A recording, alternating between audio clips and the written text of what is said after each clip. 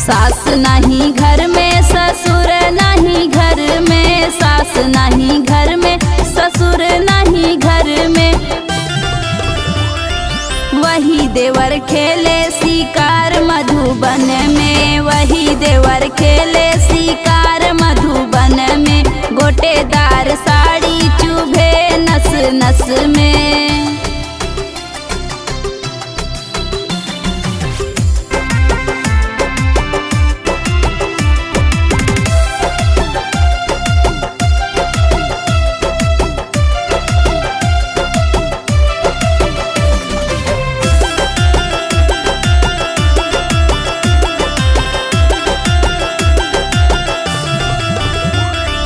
जेठ नहीं घर में जेठान नहीं घर में, जेठ नहीं घर में जेठान नहीं घर में।